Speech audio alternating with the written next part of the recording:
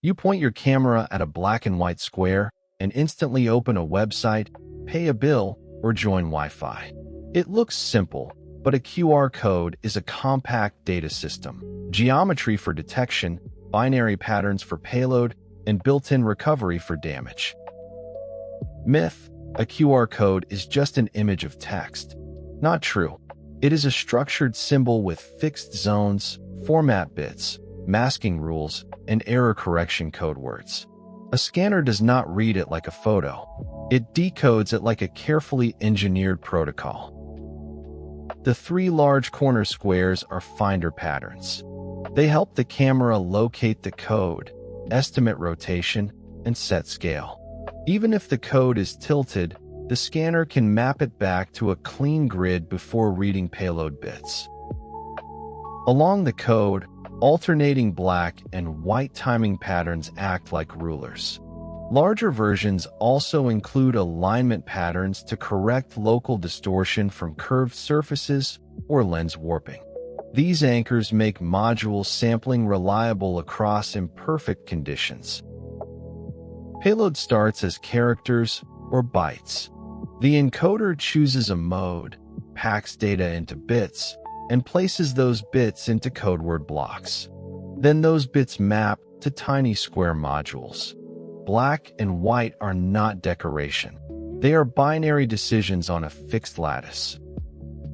QR codes add error correction using read-solemn encoding.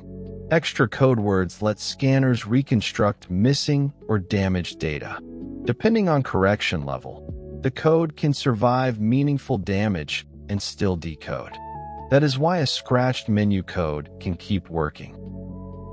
To avoid confusing patterns, QR generation applies one of several masks that flip selected modules.